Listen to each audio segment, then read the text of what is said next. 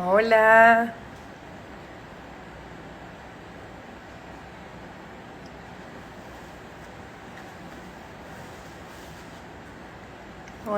hola a todos. Bueno, ya estamos aquí en este en vivo, ya son 5:59, van a ser las 6 de la tarde. Como siempre, pues en este atardecer conversaremos hoy con dos invitados súper especiales. Una de ellas, Paola Andrade, de Ecuador, dice no más, una mujer que rompió el silencio y que hizo que un tema que era tabú, como era la violencia sexual, sobre todo de los niños, dejara de serlo. Y luego conversaremos con esta agrupación talentosa, los chicos de Tres Dedos, con ellos haremos un en vivo después. Y bueno, vamos a hablar de su nuevo tema, de cómo están viviendo ellos esta época de aislamiento. Así que vamos a estar conversando en breve. Pero como les digo, no se pueden despegar de este live porque tengo dos invitados súper especiales. Voy a empezar con Paola Andrade, que ya espero que se conecte a través de Ecuador Dice Nomás. Ya le mando la invitación enseguida para hablar de un tema bastante importante y es el abuso sexual que se da, ¿no? Hay una cifra súper alarmante, el 93% de los casos de violencia sexual se dan por agresores conocidos, por personas que están cerca de la víctima. Entonces, muchas veces nos preguntamos por qué alguien que ha sido víctima de un abuso sexual guarda silencio, por qué se calla. Como padres quisiéramos a lo mejor saber qué herramientas darle a nuestros hijos para evitar que sea una de esas víctimas o para identificarlo en caso de que lo sea. Y ahora, pues, en este tiempo en que hemos estado en casa, muchas veces ese agresor ha estado mucho más cerca de los niños. Entonces, sí es importante tratar este tema y como les digo, pues bueno, comenzaré con Paola y luego tendré ya a Juan Sebastián y a John, los integrantes de Tres Dedos, y con ellos estaremos conversando. En este momento me voy a conectar ya con Paola Andrade, de Ecuador, dice no más. Vamos a esperar a que acepte mi invitación. Voy a leer sus preguntas en torno a ese tema, cualquier inquietud que tengan, así que estamos abiertas a poderlas responder. Como siempre, agradeciéndoles que me acompañen en esta tarea. Mi Hola, querida Paola, ¿cómo ¿cómo estás, estás? Liz? Gracias por este espacio. No, pues gracias a ti por sumarte a este espacio, como decía, con un tema tan importante. Quiero saber cómo estás, cómo te ha ido en esta época de, bueno, de aislamiento, de cuarentena, de la que comenzamos a salir poco a poco. Sí, bueno, la verdad es que nosotros la vivimos antes porque nosotros somos productores y hacemos cosas para una multinacional europea. Entonces, para nosotros estar en confinamiento empezó cuando empezó China, porque nuestro trabajo nos llevó a eso. E inmediatamente esas alertas de ser sobrevivientes y saber que en casa no se estaba seguros, también despertaron en ese momento como en el espacio. Yo creo que ha sido un aprendizaje para todos, ¿no? No ha sido fácil, ya estoy en la etapa de desesperación, ya esto no puedo más. Tú ya te veo que vas al canal, ya por lo menos te digo que el ver a personas como verte a ti, ver a Diana o ver a las personas que son un referente para nosotros, ya volver un poco a la pseudo normalidad es también un alivio, porque sí es desesperante. Es Es desesperante. alentador, pero no te puedo negar que al principio sí tienes ese miedo también, ¿no? De salir Claro. de la protección que es tu casa, de estar con los tuyos y de, bueno, poner un pie afuera. Pero ya una vez que lo haces, te das cuenta que si sigues todos estos protocolos de seguridad, pues te sientes seguro, ¿no? Y hay ese apoyo Claro. del entorno. Pero ¿sabes qué, Paola? Me ha preocupado porque en este tiempo también he escuchado de las cosas, de muchas cosas que han sido un aprendizaje, si bien es cierto, pero Sí. me preocupa porque también he escuchado cosas y negativas. Y es que este tiempo se ha prestado quizás para que muchos niños o niñas sean víctimas de un abuso en casa, de violencia sexual, a propósito de estar en confinamiento. Entonces, Sí. darte un poco, quizás tú manejas información sobre eso, ¿qué nos cuentas? Sí, bueno, la violencia sucede principalmente en las casas. Los lugares donde se da es en el dormitorio del niño, el dormitorio del abusador. Y a través de las computadoras, para los papás que nos empiecen a escuchar, las computadoras son una plataforma para llevarnos a cualquier parte del mundo. Entre esas, a llevarnos a la casa, al cuarto de un pederastra o un pedófilo. Según documentos, como uno importante que del CITAN 2019, existen redes de ciberpedofilia en 6 ciudades del Ecuador. Con la muerte de Emilia en Loja, fue realmente un golpe hacia nosotros, y cuando se vio ya un poco desplegada la noticia, se dimos cuenta que él era una persona cercana, era un maestro de música, era una persona cercana, siempre es así. Entonces, sí, van, en las últimas 2 semanas van 11 femicidios, de los cuales hay 2 niñitas menores de 5 años. Entonces, yo sí creo que las personas que nos escuchan pueden saber que ni siquiera el tema del confinamiento, que aparentemente es una seguridad, es una total seguridad para nadie. Entonces yo creo que es un mensaje más que nada de empoderamiento, ¿no? Yo aquí ya mensajes tristes o de dolor o ira ya no estamos para eso. Yo creo que tenemos que ir pasando un poco a cómo logramos ser mamá, cómo tú puedes ser mamá de tu adorado precioso y cómo él, ¿qué edad tiene? 2 años, 3 años, ¿qué edad tiene? La próxima semana cumple 5. 5. ¡Uy, qué Pasa eso! el tiempo. ¿Qué bestia? Bueno, porque es interesante ver cuál es la edad para empezar hablando con un niño, los 3 años. Ya tienes 2 años, tenías que empezarlo a entrenar a los 3 años. Pero eso te iba a decir, no es muy chiquito que dices, claro, a los 3 años yo, a partir de mi ejemplo, ¿no? Samuel es un loro. Entonces a los 3 años hablaba y claro, él se ha criado, por decirlo de alguna manera, con adultos. Es el único niño de Claro, claro. padres. Entonces tenía una conversación que yo decía, es muy maduro para su edad. Pero yo quiero saber si a los 3 años un niño está ya en la capacidad de poder entender eso que le vamos a decir y a lo mejor cuál es la mejor forma de transmitirle un mensaje tan fuerte a un Sí. niño. Pero la verdad, el mensaje no es tan fuerte. El mensaje es súper simple. Lo que pasa es que como no nos dieron ese mensaje a nosotras, ni a nuestros esposos, no hay un referente en la cabeza nuestra de que a nosotros a los 3 años nos empezaron a educar. Hay el cuento que escribí que se llama El día que aprendí a decir no, y el cuento te lo muestra, está audiovisual, está online, es gratuito, y tú ves, es lo más simple y sencillo. Entonces, ¿qué es lo que yo te aconsejo que hacer con Samuel? A partir del momento en que lo bañas, tú le dices, ahora mamá, ya no te va a lavar tus partes íntimas. Es decir, me voy a quedar contigo, te ayudo a meter perfecto, te lavo la cabecita, te ayudo a lavar los pies, pero el pene y el ano, que son tus partes íntimas, no te las puedo lavar yo, Pero ni te escucha, las puede lavar el papá. ahí quiero hacer un paréntesis, porque tú has Sí, usado palabras textuales, ¿no? Las literal. nombre, pero nuestra generación, a lo mejor Paola, tú y yo somos contemporáneas, estábamos acostumbrados quizás a escucharle un nombre distinto, o sea, te le ponían cualquier nombre a lo mejor, y era un tema tabú, decirle pene vagina lo que es pene vagina. Entonces ahora, Sí. de repente, aparecen ustedes que digo, han venido a romper ese silencio y a dejar de que esto sea un tema tabú, a decir las cosas como son. Y una de esas recomendaciones es que desde niños le llamen a las cosas por su nombre. Te voy a explicar por qué. Porque en todo este tiempo nos ha tocado también acompañar a víctimas, muchos de los cuales fueron a juzgado. Y en los procesos, en fiscalía o los procesos más allá legales, se dieron cuenta que el niño tenía hace tiempo diciendo que estaba siendo abusado, pero decía mi tío me cogió el conejito. Y mi tío me cogió el conejito no es igual que mi tío me cogió el pene. Cuando tú no das ese paso que está en tu tabú o en tu miedo, por simplemente tus miedos o tus tabúes, no le das al niño la posibilidad de que aprenda las cosas tal como deben ser. No hay nada de malo en que el niño aprenda que su pene se llama pene y su ano se llama ano. Es saberlo y de alguna manera lo empiezas a vacunar, a inmunizar para que otra persona utilice ese miedo tuyo como mamá o esa cosita que te da como mamá. Ay, ese niño no sabe ni cómo se llaman sus partes íntimas.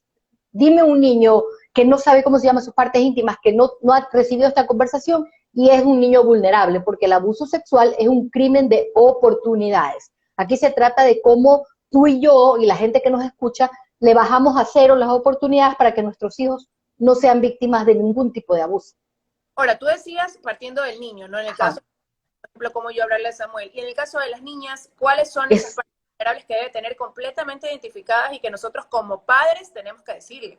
Claro, aparte que el 3 años no es un tema a la que una edad a la que yo llegué. Recuerda que somos aliados con UNICEF y creamos las superreglas con UNICEF, y Ana Bolonen, que es la directora de educación de UNICEF, ella hablaba y decía un poco ya en estándares educativos mundiales, 3 años es la edad perfecta porque tú empiezas con este tipo de consejos puntuales, ¿no? No vas a ir y si tú ves el cuento en general te darás cuenta que no hay nada, absolutamente nada que sea como muy explícito o muy sexual. simplemente es los límites, lo correcto, ¿no? Entonces, en las niñas sería igual, las niñas tú tienes que explicarle que realmente es vulva el nombre de las partes íntimas de la niña, y mucha gente nos corrigió, nos puso, se es vulva y no vagina. Sin embargo, cuando hicimos el video con UNICEF, el primer video de las super reglas, llegamos a un consenso de que sea un nombre que sea mucho más familiarizado, así como trasero, porque había poto, nalga, ¿me entiendes? Hay muchos nombres, pero buscamos los más familiarizados. Y cuando yo ya hice esto, busqué en la misma línea que tenga esa misma línea de palabras para no, porque somos uno, con UNICEF seguimos trabajando y si hay otras herramientas que vayan. Entonces, en el caso de la niña, hay que decirle que sus pechos, que en ese momento es niña y no tiene pechos, pero explicarle que esos son sus pechos, su vagina y su ano. Importante, esos son los tres. Entonces le enseñas a la niña, la primera vez tienes que explicarle cómo lavarse, y la mamá la ayuda y el papá la ayuda. Yo tengo una anécdota con un conductor de televisión, que fui y expliqué esto hace unos 6 meses atrás, se quedó muy impactado, y después, en la segunda vez que me invitaron al programa, me dijo que la esposa se había ido de viaje, y que la hija, cuando él la quiso bañar, la hija le hizo, no,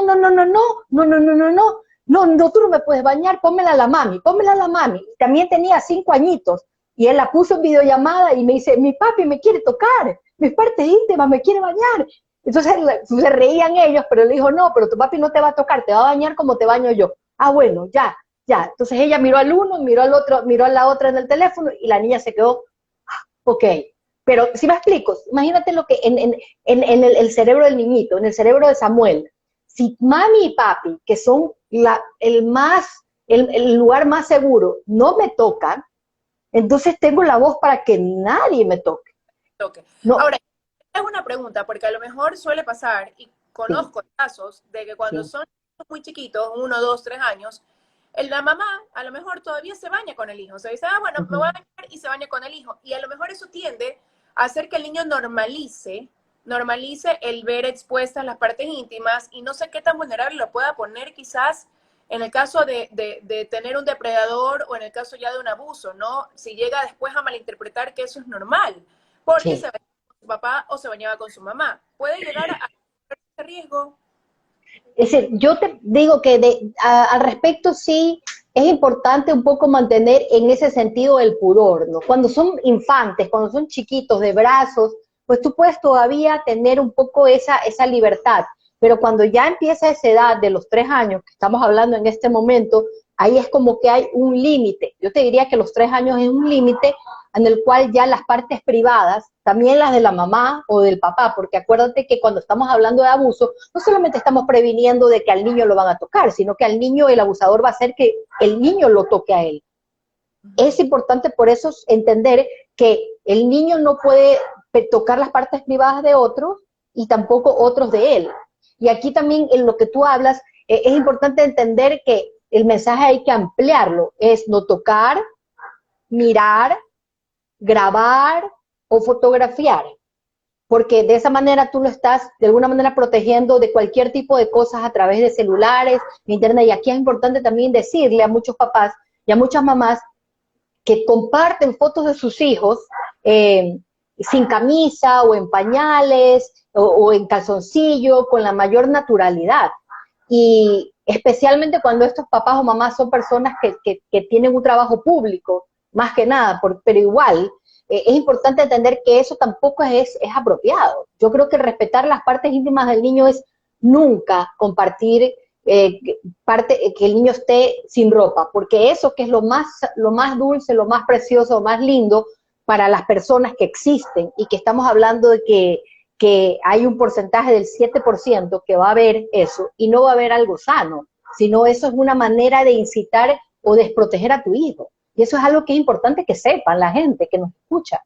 Sí, nosotros, mucha gente pone al hijo, pone cosas, ya me ha tocado a mí con algunas de mis embajadoras o personas que yo quiero escribirles por interno y decirles, no lo hagas.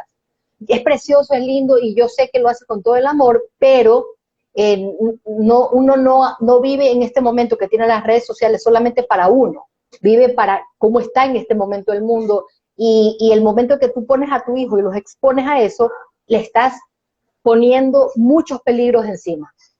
Ahora, tú decías, Paola, bueno, 3 años es la edad como el punto de partida, ¿no? Pero puede resultar complicado saber cuál es el momento idóneo para comenzar a tocar el tema o cómo hacerlo. Y mencionabas que has escrito un cuento. Entonces, Sí, estás buscando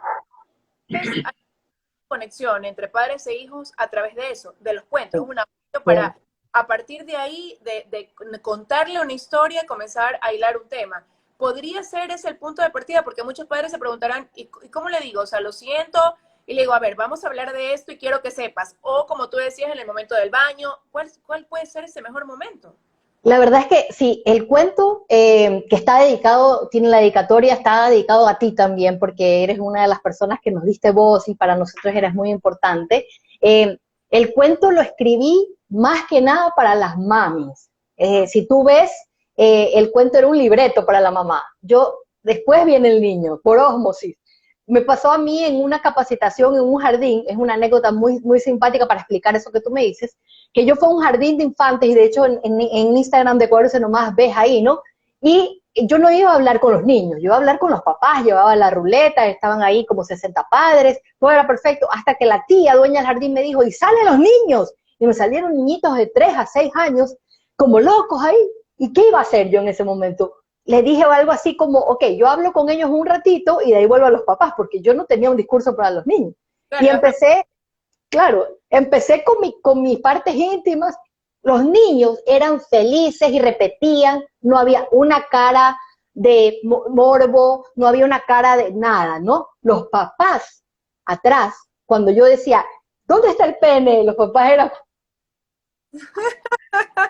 claro, imagínate, es otra generación acostumbrada a no enfrentar así las cosas. un puñal. Y los niños felices se aprendieron, aplaudieron y se fueron, porque claro, están en una edad en que no se iban a quedar sentados. Y yo jugué y me reí.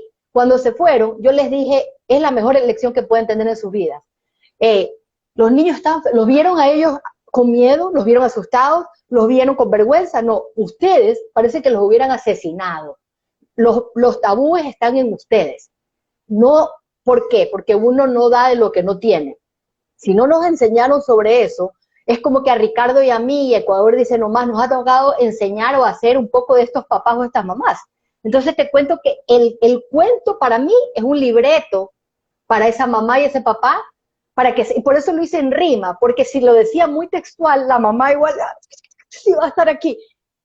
La mamá es una manera de que la mamá lea, después le pone el video, que eso hicieron mucho con los videos de la Super Saga con UNICEF también, le pone el video y el niño puede de una manera más fluida y menos cargada de esta atención. Y la mamá también, conforme lo va leyendo, porque hay algo que es importante, esto no es inmunización de una vez, esto es como te lavaste los dientes para que tu hijo se aprenda a lavar los dientes, tú lo torturas. Mi hijo tiene 15 años y todos los días, Ricardo, ¿te lavaste los dientes? Ricardito, los dientes. Ya, los dientes, ¿me explico? Es decir, eso es como se crean los hábitos. Y el cuento está dedicado más a las mamis, que no es que las mujeres no abusan, pero en los porcentajes 84%, 86% son hombres y el otro 14% son mujeres, son mucho menos, ¿no? Pero es una manera de darle esas herramientas a esa mamá, también, ¿por qué no a ese papá? Para que pueda tener esas conversaciones. Ahora, definitivamente eso te iba a decir, es una herramienta para nosotras las mamis para poder acercarnos con un tema tan vital a nuestros niños, ¿no? Pero cuando conversábamos de tener este diálogo tan ameno contigo, y más bien yo ahí sí quiero decir que yo soy la persona que da gracias porque me has permitido ser un vehículo a lo mejor para que la gente aprenda de este tema que es tan importante, porque es la manera de salvar vidas, de alejar un poquito para nuestros niños. Entonces decíamos, bueno, tú decías, yo me mandabas información y tú decías ahí, no hay que hablar, ya no hablar desde la tristeza o desde el miedo, sino más bien Sí. criar hijos capaces de defenderse del peligro. Entonces una de estas herramientas es esto, ¿no? Hablándole frontalmente, que el niño sepa identificar, pero ¿cómo lograr también que un niño logre identificar que está siendo víctima de un abuso sexual? Porque a lo mejor no todo abuso sexual equivale a, voy a ser quizás muy dura a decir que hay una o algo por Sí. el...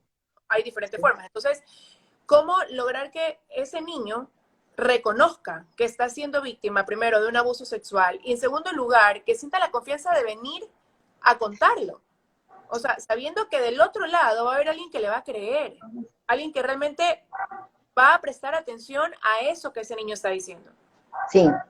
Bueno, el cuento es está basado en base a un programa educativo que es Misión Prevención, que es un programa pedagógico súper completo. Entonces, el cuento es sumamente pedagógico y te va supliendo todas esas preguntas que tú tienes, ¿no? La primera es explicar todo lo que es los tocamientos, porque por ahí empiezan a ver la manipulación. En una parte dice, ni tampoco hacer cosquillas, ni siquiera para hacer cosquillas o jugar, porque los abusadores no van directamente a tocar al niño, sino esto te va a gustar, esto te hace cosquillas, es una cosquilla, es un juego, ¿sí? Por ahí empiezan, ¿no? Después, otra cosa que es importante explicarle cuando tú conversas de esto, no puede hacerle un extraño, empezar a explicarle a Samuel en lo chiquito que es, que mami y papi son familia, que la abuelita, el tío, el primo son familiares, un poco el que vive en casa es un poco esas expresiones que tiene que entender. La profesora, el vecino, son personas de confianza. Y las personas que nunca has conocido, que puedes encontrarte en el supermercado o un día en el mall, son los extraños. Para cuando tú le dices, no te puede tocar, no puede hacer un extraño, ni alguien de confianza, ni un familiar, eso a él le va dando los parámetros un poco, por eso es que tú lo haces constantemente, porque hay mucha información, pero le va dando los parámetros, ok, ¿qué personas son las que no lo pueden hacer? Va cerrando el círculo, cada vez va cerrando el círculo. Y ahí empiezan los trucos, porque el cuento un poco desencadena los trucos. El primer truco es no los secretos. Si alguien te quiere tocar tus partes íntimas, que ya le explicaste, o tocar, mirar, grabar, o fotografiar, hacer cosquillas, no importa si es un extraño, alguien de confianza, un familiar, te quiere tocar y te pide que no lo digas, que guardes un secreto. Si los secretos te hacen sentir mal, entonces no lo guardes. Ahí empiezas, porque el secreto es una de las artimañas del abusador. Y después habla de las amenazas, y aquí es interesante, yo tenía el cuento listo el año pasado ya para entrar a imprenta, y me pidieron una entrevista por el tema Aguirre Abad, y porque se estaba demorando estos juicios que son terribles para las víctimas, y me volví a leer todo lo del cuento de la Aguirre Abad y empecé a recordar que este abusador los amenazaba. Te voy a matar, le decía. Y si salgo de cárcel y tú hablaste, yo desde la cárcel te mando a matar. Mira cómo era. Ahí vino el episodio, si alguien te grita o te amenaza, y también por eso es importante enseñarles el cuento, porque hay cosas que el niño no lo va a comprender todavía en su imaginario, pero está la ilustración con él, con el dedo y más grande que la niña, y entonces le empiezas a enseñar lo que son estas circunstancias de desventaja de poder, porque un tan chiquito como es Samuel, con un grande, ni locos pues, para nosotros no entendemos, pero uno en la cabeza de niños que sí lo hemos sido alguna vez, esa desventaja de poder, la parte ilustrativa es sumamente como completo. Entonces, pero ahí está, hablando de secretos, de gritos, de amenazas, y que el cuarto factor es de llevarte a solas. Es un tema que ya tienes que tenerlo tú con tu hijo, ya en lo chiquito que es, nadie te puede llevar a solas. Incluso en las navidades, incluso en los cumpleaños familiares, por más maravillosa que sea la familia, saber que tener un control de que él no se puede estar a solas con nadie, porque del 20 al 40% de los abusos a veces lo cometen otros niños, que es el vecinito perfecto, pero resulta que alguien abusó al vecinito y el vecinito, por abuso reactivo, tiene una reacción de ansiedad y lo hace con tu hijo, y cuando de repente tu hijo queda marcado por algo que se hablaba antes de temas de juegos sexuales o curiosidad. Pero es mejor siempre tener un control y minimizar los riesgos, ¿no? Pero Pau, mira lo que nos pone alguien, y tiene razón, alguien que nos Sí, está... a ver, Te dice, pero también hay padres que abusan de los hijos. A veces, claro, totalmente. enseñarle, como tú decías, estas personas son familiares, estas personas, bueno, son amigos, o estas son extraños, pero ¿qué pasa cuando ese agresor es el padre? Sí. Por eso la campaña que nosotros lanzamos, y para mucha gente que que la quiera buscar, está en ecuadordicenomás.com, también en nuestras redes de Ecuador Dice No Más. Durante el COVID está hecho para evitar incesto, que es el abuso por parte del padre. Pasa primero que igual se necesita el niño no puede poner la denuncia, el niño no puede hacer nada, ¿no? Hemos visto como ya 2 niñas menores de 5 años han sido asesinadas a golpes, han sido violadas, terrible. El niño siempre necesita un héroe en casa. Y si no está en casa, porque mucha gente me dirá, ok, no está en casa, por eso nosotros en nuestros programas capacitamos a los maestros, en las super reglas habían los super profes, siempre nosotros entendemos que esto es por todas partes. Nosotros entramos y empoderamos a todas partes. Empoderamos al padre, pero también empoderamos al niño, pero también empoderamos al maestro. Entonces yo te diría que una de las cosas que nosotros hacemos es empoderar a los maestros, a los docentes, a los entrenadores, para que sepan que no solamente pueden, sino que están en la obligación de en 24 horas hacer una denuncia por el artículo 72 del Código de la Niñez y Adolescencia. Un médico, un psicólogo, un docente, un psicopedagogo, una psicopedagoga. Siempre tenemos que apuntar a que tiene que haber un cuidador, una persona de fuera. Y también una buena manera de hacer esto, que puede ser, es que la mamá, yo por eso le cuento a la mamá un poco, ¿no? Es que la mamá le diga al hijo, le haga dibujar la mano, que tiene 5 dedos, y le haga poner una persona de confianza. Y ahí vienen 2 de la familia, un vecino, alguien de la escuela, y tal vez el pediatra o una persona, un amigo, para poder ver que no esté todo en el mismo círculo. Esta parte es un poco dolorosa porque igual uno idealiza a la familia y uno adora a la familia, pero es darle a la persona, a tu hijo, herramientas.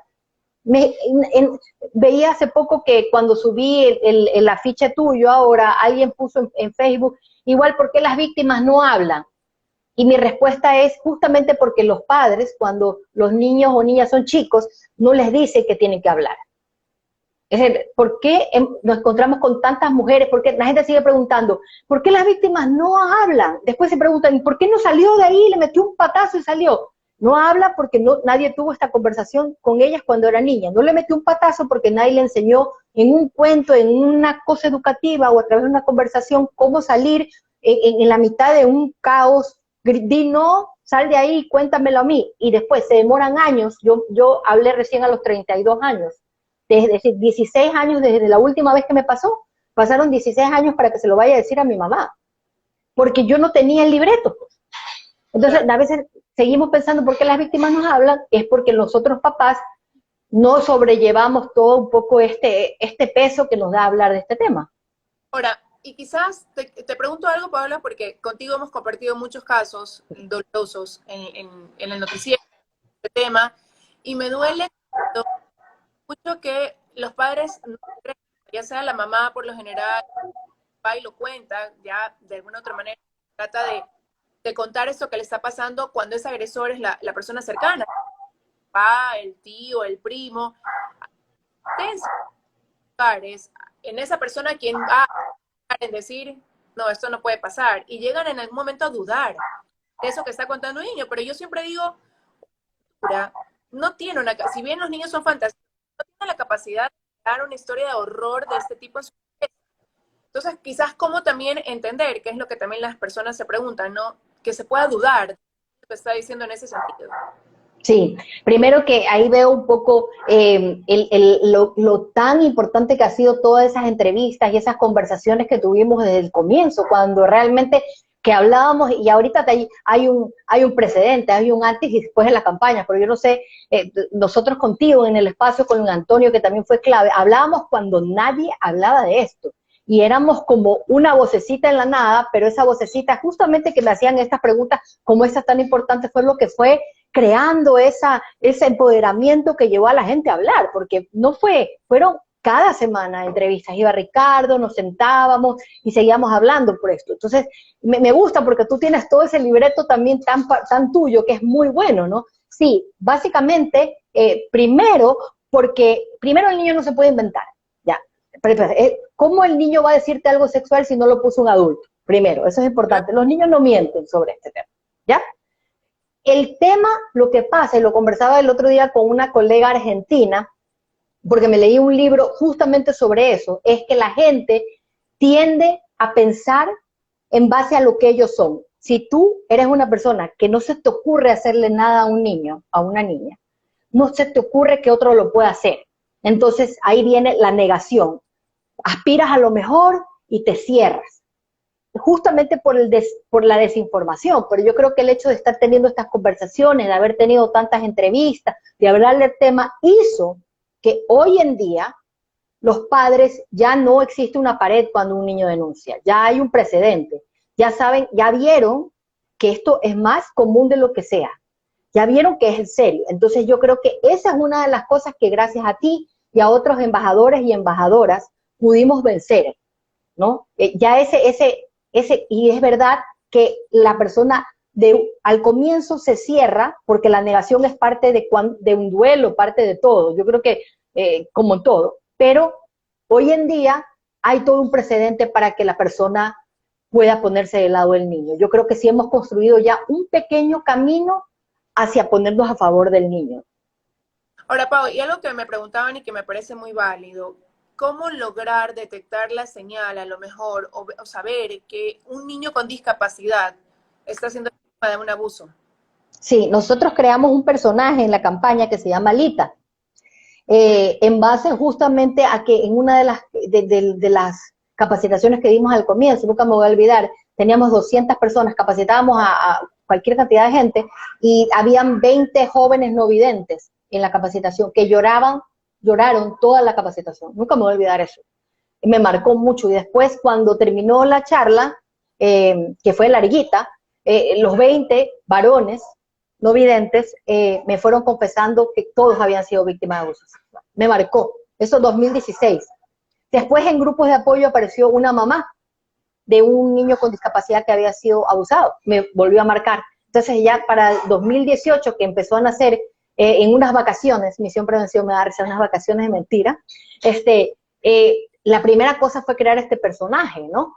Y primero es importante que la gente sepa que los niños con discapacidad tienen 4.9 veces más posibilidades de ser abusados sexualmente. Es brutal, es brutal.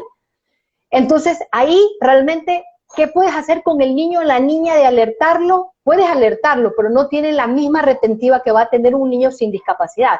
Ahí más bien, los otros pasos del programa, que son minimiza riesgos, evita que el niño esté a solas sin que tú puedas observarlo. Si tú tienes un niño con discapacidad, busca una organización que se prepare. Nosotros hemos capacitado a todo Fascinar, a toda la red de discapacidad del municipio. Es decir, hemos tratado de ir a los cuidadores de esos niños y a los padres de esos niños para que puedan implementar otras medidas, porque uno de los temas con la discapacidad es que el niño o la niña tienen menos posibilidades de decirlo.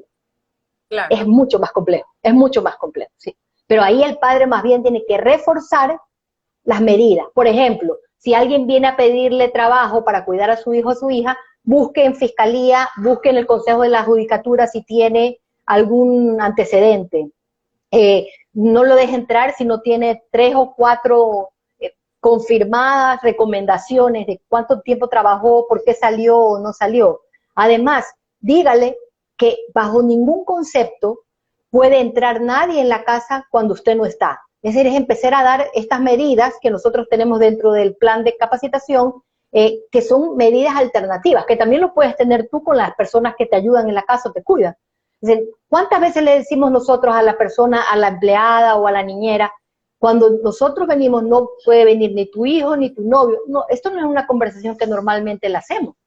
Y a mí me ha tocado, no, más allá de la parte de estudio o de preparación, no, me ha tocado tantas víctimas que fue el novio de la persona que cuidaba, el que trabajaba en la casa, el hijo adolescente que la violó. Entonces, todo este tipo de cosas que son todas estas brechas, los papás podemos hacer la diferencia. ¿Sí? Nosotros tenemos, lo más amado en tu vida va a ser siempre Samuel, ¿o no? Es lo más importante. Ni el trabajo, ni la plata, no.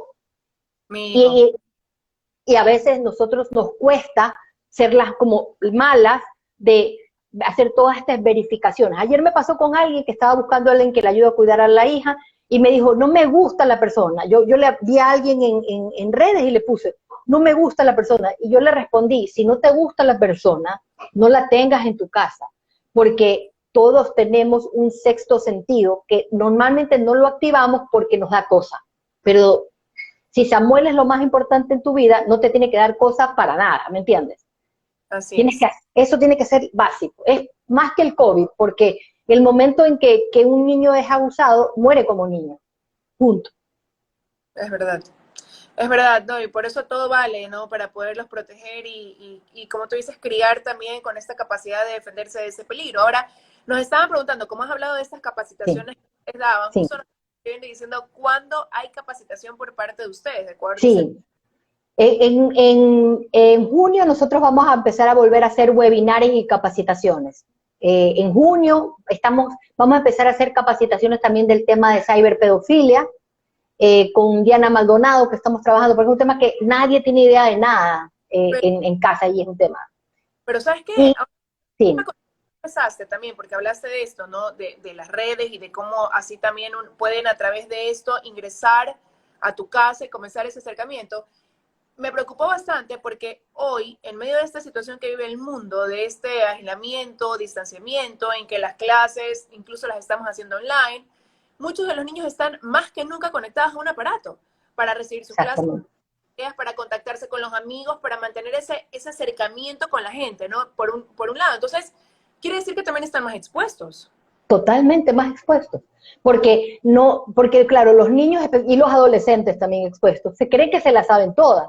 Por eso es importante volver a tener esta conversación con el adolescente. Tal vez sin la rima o sin la cosa, pero decirle, oye, nadie puede pedirte fotos, nadie puede mandarte fotos, no te puedes grabar con nadie, porque lo que hacen, primero es crear un avatar. Si es un adolescente, van a crear el avatar de una chica muy guapa con un nombre falso, y si es un niño, van a crear, o el avatar, se roban, se hackean. Ahora está pasando mucho esto, mucha gente me ha escrito porque a través de, como la gente está habitando las redes, habitando, ya ni siquiera consumiendo. Entonces, ¿dónde están los pedófilos que no pueden llevarse a niños en este momento? Están en las redes, cazando a tus hijos. Entonces, es importante tener esa conversación, prender el control parental. Hay una serie de antivirus. Yo voy a hacer estas capacitaciones con Diana Maldonado, que es especialista en este tema, porque yo le puedo dar toda la parte al papá, un poco de las recomendaciones. Una fácil para el que nos escucha. La computadora de tu hijo tiene que estar en un lugar donde todos puedan ver la pantalla. Fundamental. Aquí voy a mostrarte la computadora de mi hijo, está castigado hoy día no le puedes, está castigado, hoy se portó mal en la mesa y no juega. Pero entonces, Claro. y tengo un vidrio, está aquí, y mira, uno practica lo que predica, no importa si tiene 15, la computadora está en un lugar al que todos pueden ver. Esta conversación con tus hijos, nadie puede pedirte fotos. Mira, hay gente que tú le cuentas a tu hijo que el extraño puede hacerse pasar por tu profesora o hacerse pasar por la mami o por tu compañerita, entonces igual nunca mandar fotos o nada, porque lo que empiezan a hacer es que le piden una foto, o ellos mandan una foto que no es de ellos, sino de otra niña que están abusando, tu hijo le manda la foto, y el momento que tu hijo le manda la foto empieza el chantaje, y claro, como no te lo dijo a ti, como tú no tuviste esta conversación, y es muy chiquito, y de verdad se cree todo, y esto fue en un momentito a la salida de la clase virtual que tú te descuidaste porque te toca trabajar, porque muchas mamás están en teletrabajo, o lo que va a pasar, que es peor, por eso yo entro con ese tema ahora, que en este desconfinamiento que va a haber, la mamá van a tener que salir y nuestros hijos no van a ir a clases. Y la mamá van a jurar que porque el hijo está en la casa con una computadora, no les pasa nada porque la computadora no les puede abusar. Y sin embargo, dice el New York Times en el último, en el último reportaje que se han multiplicado un 300% los abusos online a través de videojuegos, a través de chats en línea y a través de redes sociales. ¿Y cómo empieza eso?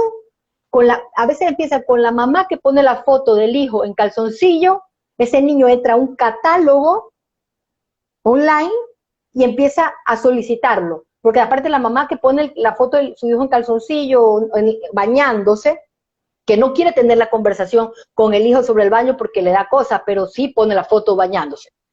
Y es el territorio de casa, es como tú todos los días te levantas, te maquillas, vas al canal tempranito, yo sí te tengo mucho respeto, sales perfecta y estás preparada, tienes tus notas, tu reportaje, porque te apasiona. ¿Qué le apasiona a los pederastas? Claro. Vulnerar a tus hijos. Ellos van a hacer lo que sea, van a buscar tus redes, la de la otra, hasta que encuentren un niño vulnerable, que su mamá comparte, que ellos saben que la mamá está, la mamá comprando el día de no sé qué. Ese rato son hackers. Hay los niños abusados como Fátima en México, o como pasó aquí en Loja con Emilia, pagan con tarjeta de crédito online. Y nosotros todavía estamos diciendo que nos da cosa tener esta conversación con nuestros hijos. Es decir, los abusadores nos llevan ventaja. ¿Y en qué está la ventaja? En nuestros reparos. No tenemos que tener reparos. Entonces, dentro de 2 semanas voy a dar este webinar que es sobre prevención de ciberpedofilia en una época de pandemia, donde los niños hay 150 billones de niños en el mundo que están confinados, pegados a sus computadoras. Sí, sí, sí. Y ahora, como dices, quizás los padres ya comenzarán a regresar a su trabajo, ellos no pueden regresar a la escuela, se quedarán en casa y con el pretexto de están haciendo sus tareas en casa, van a tener más fácil el acceso. Así que creo que el tema viene súper bien para saber cómo podemos bloquear, cómo podemos controlar lo que nuestros hijos están viendo. Hay gente que dice, ¿por qué controlar? Estoy invadiendo su privacidad, pero no. O sea, aquí no es un tema de invado la privacidad de mi hijo, es cuido la integridad, la vida de mi hijo. Exactamente, exactamente, porque no se trata, es decir, finalmente, primero es enseñarle, yo creo que el cuento es un cuento de autocuidado también. La primera cosa es que ellos sepan, porque una de las cosas que yo contaba y yo repetía, pero así como lorito cuando empecé a hacer esto, porque la gente me preguntaba, la primera entrevista, la segunda, la quinta y hasta la número 200, ¿por qué no hablaste? Me lo preguntaban, pero Paola, cuando empezamos con un escrutinio de nuestras historias realmente, y yo decía, porque yo no entendía lo que me estaba pasando. Nadie me leyó ese cuento que yo escribí, ¿me explico? Nadie me habló nunca. Entonces, cuando tú eres niño, inocente, y cero referencias de mamá y papá en tu cabeza, y te pasa esto en internet, o te pasa con la niñera, o te pasa con el tío, o con un amiguito en un juego, la razón por la que el niño se paraliza y no hace nada, no puede gritar, así tú estés en el cuarto al lado, es porque no le dijiste nada. Entonces yo siempre repetía, y yo me acuerdo que cuando yo contaba esta historia, la gente le cambiaba los ojitos y se iban dando cuenta por qué no hablamos, Ricardo y yo. No hablamos porque no teníamos una referencia de que estaba mal. Simplemente está tu cabecita de niño. Entonces yo decía, yo no sabía si yo quería al abusador, odiaba el acto, no entendía lo que estaba pasando, pensaba que a todas las niñas le pasaba lo mismo, y como también viene la última parte del cuento que dice, nadie me dijo, esto puede pasar, no está bien que pase, nunca, y no está bien, no importa de dónde venga, no importa si es alguien de fuera de la casa, un amigo mío que yo quiero mucho, o si yo te lo hago tu papá, esto no puede pasar. Y si alguien te lo hace, si algo pasa o si alguien quiere hacértelo, ven a mí, que yo te quiero y yo voy a creer en ti. Y el cuento termina diciendo, y si algo parecido a ti te llega a pasar, cuéntaselo a alguien de confianza que te pueda ayudar. Es decir, también decirle un momento que ya Samuel está más grandecito, hijito, pasa la voz. Queremos que esto sea un tema de conversación entre niños también, que ellos se pasen la voz y que estén unidos. Es decir, que también decimos, a mí me preguntaban, ¿por qué te demoraste 16 años en hablar? Y porque nunca tenía esa confianza con mi mamá. Ella nunca me dijo, si es que esto te pasa, yo te voy a creer, yo estoy aquí. Esa conversación de que si algo les pasa, si a Samuel le pasa algo, si a alguien no te gusta, sirve para bullying, sirve para que si la persona que te ayuda en la casa le pega, que pasa mucho, o para que un compañerito le peñizca, lo cual me pasó a mí también, una compañerita, una endemoniada, que ahí tengo la foto, me peñizcaba. Nos hacían bullying, pero no había las palabras. Y ahora tiene que haber un poco es decir, les ponemos las mascarillas del COVID, estamos esperando cuando salga la vacuna, el primero que vacunaremos serán nuestros hijos, les damos la mano para cruzar la calle, cuidamos que no se envenenen con cosas tóxicas y no le hablamos del tema que está ahí, a la mano. Es el tema de salud más prevalente a nivel universal en los niños. Fue considerado en el 2002 pandemia. Increíble. Antes que el COVID, ¿sí? Ahora, pero lo que digo es también el tema, ahí Paola, es darle esa herramienta a nuestro hijo, ¿no? De saber que pese, porque también puede pasar, como tú decías y ponías el ejemplo, niños que son amenazados. Si tú Sí, hablas, voy a acabar contigo, te voy a matar a ti, voy a matar a tus papás, a tu familia, pero al darle estas cosas, ese niño llega a anteponer su voz pese a esas amenazas. O sea, puede llegar a eso, por más de que lo estén amenazando, a decir no, porque a mí mi mami o mi papi siempre me dijeron que yo debo confiar y claro. lo debo confiar, y yo sé que ellos me van a proteger y que ellos me van a defender y que nada va a pasar. O sea, Y es antes, el niño logra sí, de eso. sí, sí, sí, sí, eso es antes. De hecho, el abusador hace así como el trabajito que hago yo en Ecuador, dice, nomás el trabajito que haces tú, él hace un trabajito de buscar vulnerabilidad para elegir a la víctima.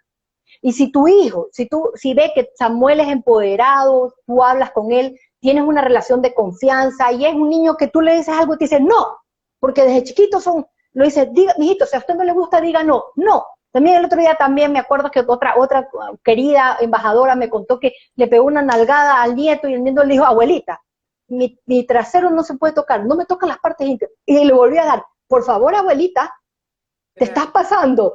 ¿Me entiendes? Eso era impensable antes del 2016. Impensable. El momento que ya ves a un niño empoderado, ese abusador va a buscar a otro lado. A eso trabajamos. Es decir, el darle esta voz, esta capacidad que sepa porque el abusador va tanteando. Entonces, el empoderamiento es en base a eso, ¿no? Y también veo que ahí nos pregunta por qué suele señalarse a la víctima y defender al abusador. Sí, primero porque normalmente se está hablando de un enemigo conocido. Si hablamos que el 93% de los niños abusados en el mundo conocen a su abusador, quiere decir que la familia, es decir, la red de apoyo de ese niño también lo conoce y lo ama y lo quiere. Entonces ahí viene una pugna de intereses, ¿sí?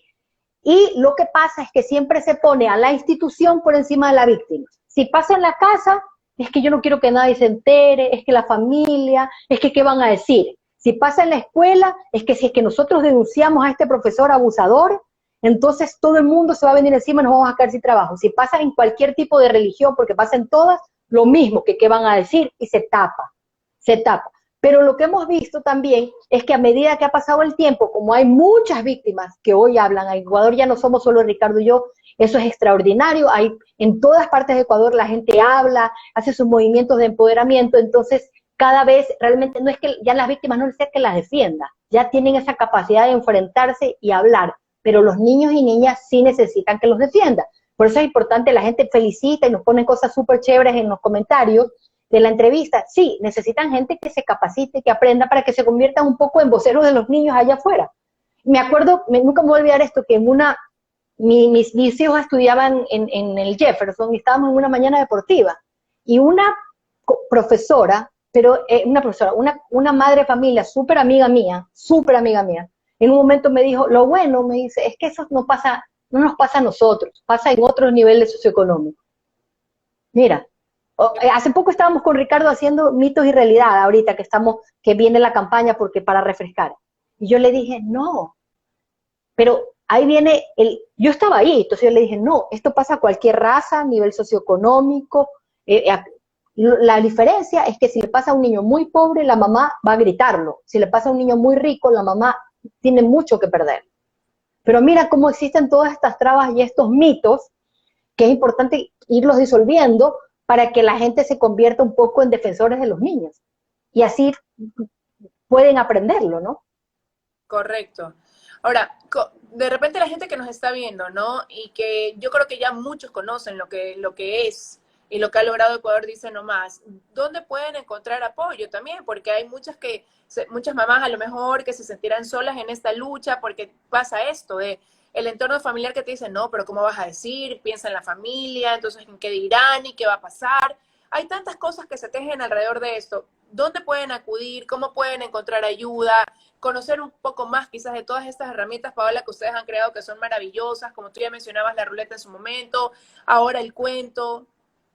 Bueno, nosotros en Ecuador nomás siempre tenemos un diálogo abierto. De hecho, yo te mandaba un poco a ti qué ha pasado en la cuarentena, ¿no? Que ha sido un poco un diálogo abierto y cada persona que viene, a veces vienen con dudas de cero, vienen desde la duda básica, la sospecha y otros ya con evidencia. Lo que nosotros hacemos es un poco guiarlos dentro del sistema, ¿no? Porque es sumamente, el proceso, imagínate, es un proceso, el proceso legal en cualquier cosa. En nuestro país ya creo que estamos curados de espanto, ¿no? No importa si es por el robo de cualquier tontería, es toda una serie de trámites e inoperancia. Ahora, cuando eso es sobre la vida y la vulneración de tu hijo, es como, yo diría que todos hubiéramos elegido 100.000 veces ser abusados nosotros que les pasa a nuestros hijos, porque es el dolor de él multiplicado por 100, que no lo entiende uno hasta que uno es mamá, ¿no?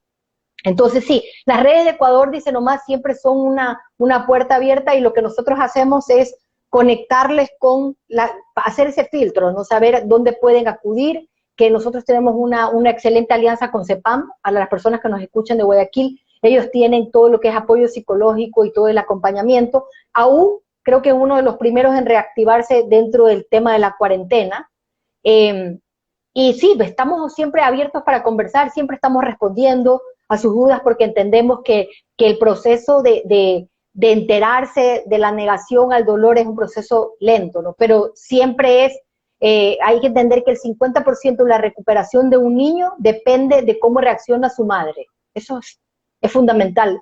Y así sea que se viene el mundo encima, si tú actuaste como madre para ayudar a tu hijo, solamente con ese ejemplo de vida, tú has criado a una persona que va a ser capaz de enfrentar todos los obstáculos. Y todos tenemos obstáculos en la vida. Esto es como una cicatriz que yo me la siento en la piel y que no quisiera renunciar a esa cicatriz porque si no hubiera sido por eso no estaríamos aquí. Y tal vez yo creo que en Ecuador seguiríamos como en silencio. Es decir, que la oscuridad de alguien que me escucha, si hay personas que han vivido esto, la oscuridad de una persona se puede convertir en la luz de millones de otras personas. Entonces hay un para qué en todo esto, ¿no? Aún como madre. Creo que también conocer esa historia, esas historias a través tuyo, Paola, de situaciones que sí, que vivieron, que marcaron, que dejan dolor, que dejan esa cicatriz, pero también es un ejemplo de que se puede seguir, de que Sí, hay la continuar, de que pese a que tengas esa cicatriz, la vida igual te puede sonreír, de que si sí. lo manejas con bien, o sea, de que si el tema es tratado como tiene que ser tratado, con el apoyo que tiene que ser, que tienes que recibir, como tiene que ser manejado, con una justicia por delante, la cicatriz va a estar ahí, pero la vida puede continuar. Sí. Claro, y más que nada que se puede pasar a sanar. Todos tenemos, yo creo que la tristeza y el dolor es parte de la vida. Lo que buscamos nosotros es que no haya más víctimas. Por eso nos hemos enfocado, yo creo que los primeros 3 años fueron tremendamente dolorosos. Lo vivirás tú también porque lo viviste de cerca, con las centenares de denuncias que eran. Yo me acuerdo que nos sentábamos contigo y con Luis y era impresionante ver, pues hacían los reportajes y eran cientos de Pero, denuncias. Paola, cosas que no es que habían pasado ahora, sino cosas que habían pasado muchos años atrás que la gente se atrevía a romper el silencio. Qué bestia. Hace 10 años atrás, hace 15 años atrás, y uno decía, no puede ser, o sea, ¿por qué? Pero ahora sentían la confianza de poder venir y decir, y contarlo. Sí, sí, Increíble. y ahí primero hay mucha gente que nos está escribiendo, una persona nos dice que también fue víctima y también fue un familiar, un poco que es lo que estábamos hablando. Hay otras personas que hablan y dicen que para ellos les ayudó mucho, en el caso de Ecuador, dice nomás, nos están escribiendo algunos sobrevivientes que han ido a grupos de apoyo, lo que es el empoderamiento. Tenemos grupos de apoyo en Guayaquil y eso también ayuda cuando ves a una persona que ha vivido lo mismo. Yo creo que también el hecho de poder hablarlo, poder contar una experiencia, es como yo lo que decía ahora, que yo te veo en las noticias y ya me da una tranquilidad, porque alguien a quien yo quiero o admiro, o alguien que es parte del sistema, está en la nueva normalidad y es como que, ok, eso nos anima un poco al resto a empezar a salir y a empezar a cuidarnos y también ser valientes. Es para todo. Yo creo que ese tema de la gente que escriben ahí, que cuentan, muchos nos cuentan su historia, es una historia de empoderamiento. Entonces tú tienes que hacer lo mismo para una persona alrededor, ¿no? O sea, es pasarle un poco la posta al siguiente, ¿no? Totalmente, Pau. Y bueno, estos lives tienen un tiempo. La verdad es que Sí, podríamos, no, pero ya a la hora se te apaga.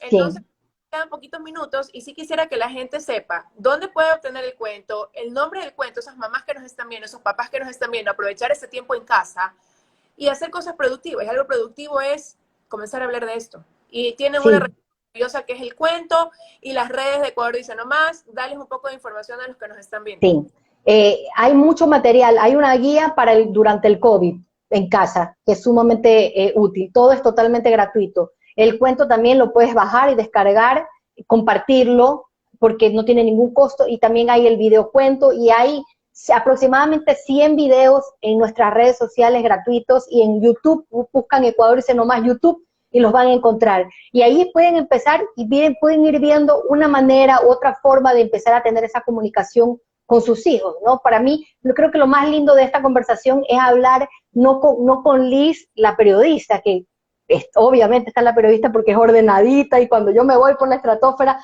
me regresa ahí con su tablet en la mano, pero con Liz la mamá, que se transparentan los miedos, porque todos hemos tenido esos miedos y ver que todo el mundo es humano y que todo el mundo no es fácil. No es fácil porque estamos criando una generación de hijos no como nos criaron a nosotros. Sí. Es una generación de hijos capaces de decir no más. Y sabes qué, y eso yo siempre digo, yo creo mucho en las diosidencias y yo creo que Dios te pone en el camino a las personas y cruzó nuestros caminos y yo me siento tan afortunada y más bien tan agradecida de que ustedes me busquen muchas veces para tratar de sumarme esa voz, porque admiro el trabajo que ustedes hacen, admiro la valentía que tú y Ricardo han tenido y tienen, y veo esas luchas de que comenzaron y todo lo que han conquistado a través del tiempo y digo, wow, qué maravilla. Y me pregunto siempre, ¿cómo estaríamos si es que ustedes no se hubieran armado de ese valor y hubieran tomado la decisión Sí, de sacarnos de un tabú y de darle un giro a esta situación para poder proteger a nuestros niños? Así que no, más bien es una fortuna contar con ustedes y quiero agradecerte que me hayas dedicado este tiempo. Creo que es súper importante tratar este tema, ¿no? Las veces que sean necesarios porque es una realidad que sigue pasando. Y mientras esa sí, realidad está pasando y se siga viviendo en los hogares, aquí siempre habrá un espacio. Así que nada, pues un sí. abrazo para ti, Paola, para ti Igualmente. Un beso. y les Chao. espero pronto. Muy pronto. Un abrazo. Así va. Chao. Mando un besito. Gracias a todos. Chao. Chao, chao. Bueno, hemos terminado este en vivo con Ecuador Dice Nomás con Paola Andrades, y ella en representación, ¿no? Espero que les haya servido muchísimo. Hay que criar a nuestros hijos que sean capaces de defenderse de estos peligros, darles herramientas. Y ya ustedes vieron, desde que el niño tiene 3 años. Vamos a cerrar este en vivo, pero inmediatamente en 4 minutos a las 7 de la noche empezamos con el siguiente, que es con Tres Dedos, esta agrupación ecuatoriana. Estaré conversando con John, perdón, y con Juan Sebastián, sus dos integrantes. Así que no se lo pierdan porque vamos a hablar de su último tema musical, que está buenísimo. Dejémoslo aquí. Así que nos volvemos a conectar enseguida. Enseguida cuento con ustedes.